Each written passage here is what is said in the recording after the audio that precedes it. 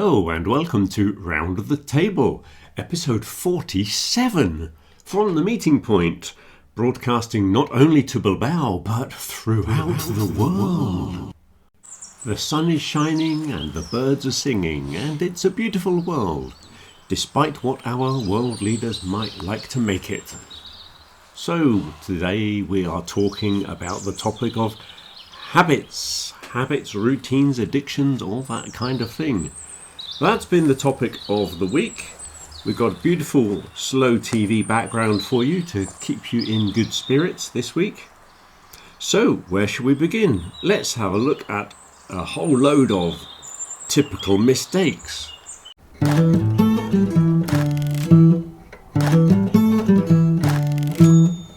So to begin with, let's look at some phrases and expressions which typically are followed by an ing verb. So to begin with, words like before and after are always followed by ing. So if you're talking about your daily routines, you can say, after waking up, I have a cup of coffee. Or before having a shower, I have a cup of coffee. Okay, so before and after are always followed by ing. Another one is I don't mind. I don't mind walking to work, or I don't mind travelling on public transport. So I don't mind is also followed by ing. I can't help. I can't help falling in love, I think the song is. So I can't help is also followed by ing. It's not worth. It's not worth paying the extra price. For example, it's not worth, also followed by ing. I have difficulty sleeping. I have difficulty sleeping. Not the same as it's difficult to sleep. Now look at the first sentence. I have difficulty. Difficulty is a noun. Okay, I have difficulty sleeping. That noun is followed by ing. The second sentence here, it's difficult to sleep.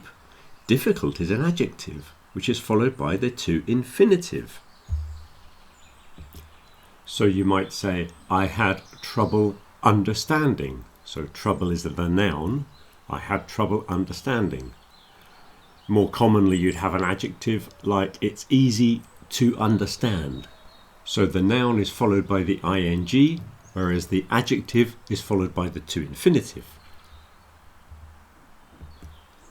Another very typical mistake this week, which I'm sure I've told you about 100 times, is what we call the adverbial split.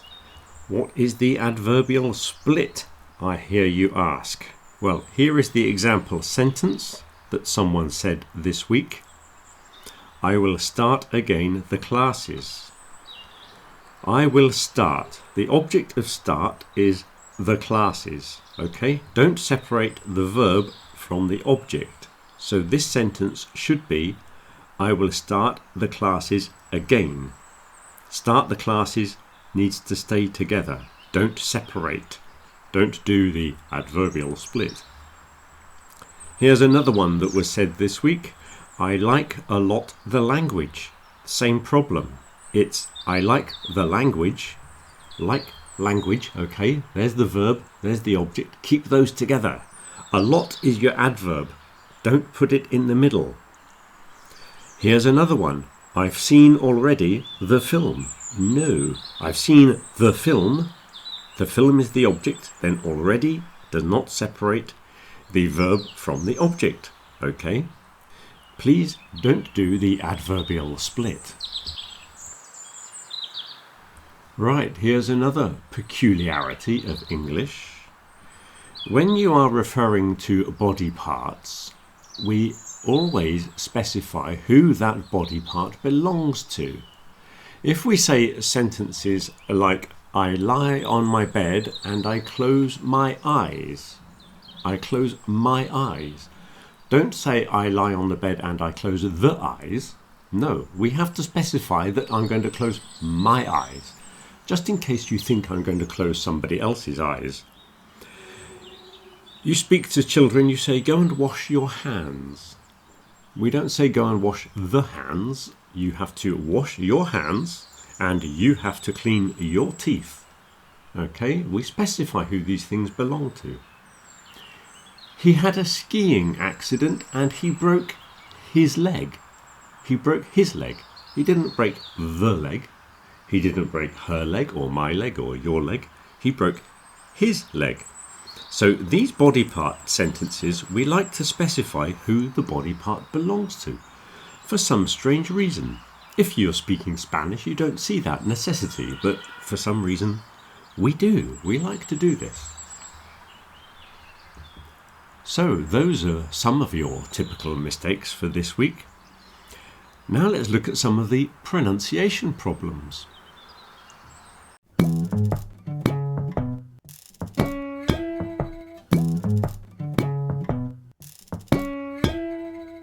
The first word is this one, and it's favourite. Favourite. The stress is on the beginning, fave. Now, some people might do it as 3 syllables, but when the first syllable is stressed like that, the others tend to contract down, and sometimes one of them might disappear. So for me, if I'm speaking quickly, I'll probably just do this as 2 syllables and say favourite, favourite, favourite. Some people might do the middle syllable and say favourite, but for me, I'm going to contract it right down and say favourite. The next word is envy. Envy. Envious is the adjective from envy. Deny. Deny. A denier is someone who says that something is not true. So a denier, for example, a climate change denier, they say there is no climate change. They are wrong, of course, but they are deniers. So deny, it looks like a strange word, really, doesn't it? Deny. Comparison, for those of you that have watched my other pronunciation series of Learn These Words, which are on the other channel, on the Meeting Point English YouTube channel, you will see that I included the word comparison there. Comparison. 4 syllables, the second syllable is the big one. Comparison. Spices. This is a complicated word. A lot of people have trouble talking about spices when we're talking about cooking. We use spices. Not to be confused with species. Species are types of animals. Species. But we're talking spices. Spices. The next word is surface. Surface. Now obviously that second part is the same as face, but you'll notice we put a lot of stress on the sur, so the face part gets contracted down and it becomes more like fis. Fis. Surface. Surface. Then we have 2 words that end in M. Now, I don't know where all our wonderful listeners come from, but if you live here in Bilbao, people have a problem with the M on the end of words. So, gym, gym. Make sure you pronounce the M, gym, like an M, not an N, otherwise you say gin. So after a hard day at work, you go to the gym. Not the gin. And scream. Scream is not the same as screen. Scream, with a M on the end, is ah. What you do when you're frightened. Screen is what you have on your computer screen or your television screen or the cinema screen or lots of other screens. Actually, it's quite an interesting word. Maybe I should do an interesting word feature on the word screen. And finally, there's the word horizon. Horizon, with an I in the middle. Horizon, but horizontal. You'll see the sound of the letter I in the middle is very different, and the stress is moving. Horizon, horizontal. Horizon, horizontal. So those were some of the pronunciation problems that we ran into during our conversation on habits. Also during our conversations we came across several interesting phrasal verbs.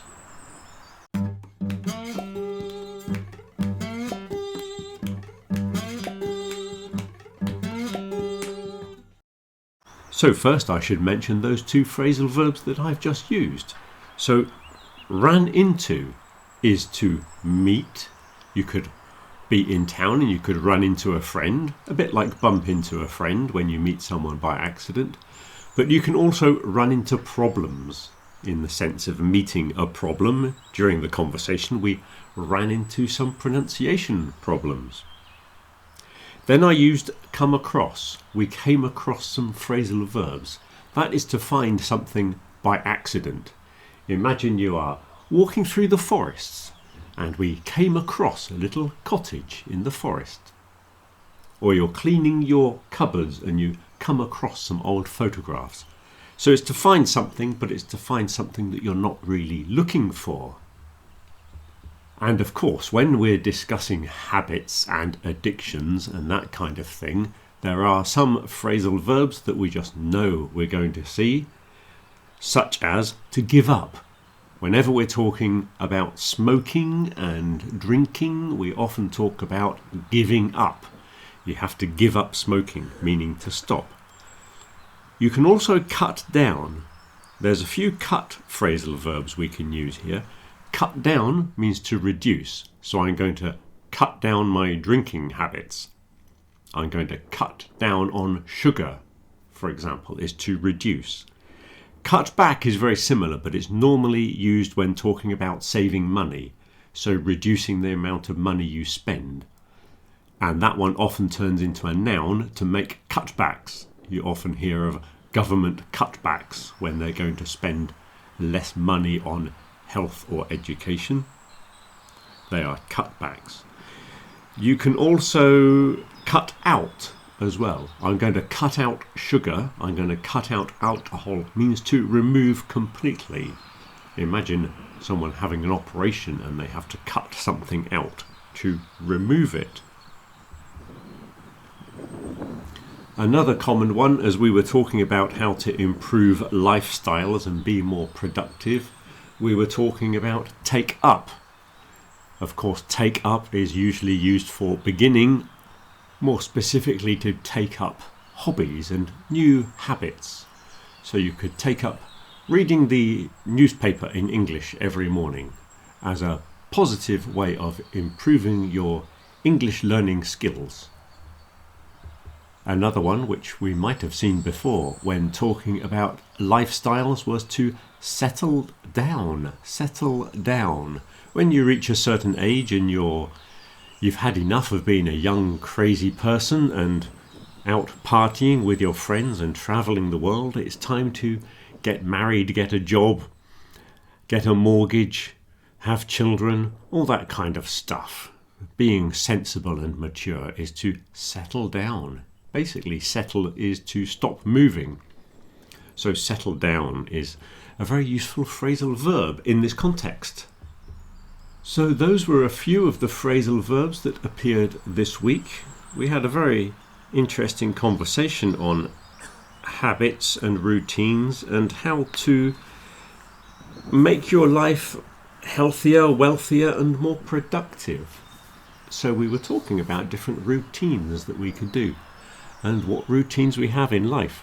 The decisions we came to is put that mobile phone down, disconnect occasionally, go for a walk in the park or up a mountain or go out on your bicycle, but don't stay plugged in with your earphones. You don't have to listen to things all the time, and quite often it's good to disconnect, listen to the birds in the park. What a wonderful sound. Enjoy the moment and enjoy the company of your friends and enjoy the health and realise how lucky we are, because if you remember, the quote of the week this week was, "Comparison is the thief of joy." And we were discussing how we often compare our lives, ourselves, to other people and their lives, but we often look up. We look up at other people with bigger houses and better jobs and more comfortable lifestyle. But we very rarely look backwards or downwards at how life used to be 100 years ago, or how life could be if we lived in certain other countries where they don't have water coming out of taps, they don't have electricity in their houses. Some people live quite hard lives, and we don't always appreciate how lucky we are. So there's another habit that you should take up, is to think positively about what you have and enjoy it while you can, because it can be taken away very quickly. Another quote came from a Ukrainian woman who had escaped from the Ukraine after the war started, and her quote was, "We never realized how happy we were." A very profound quotation, I think you'll agree, and something we need to bear in mind. When looking at our lives, we are quite fortunate. So let's be more positive, people.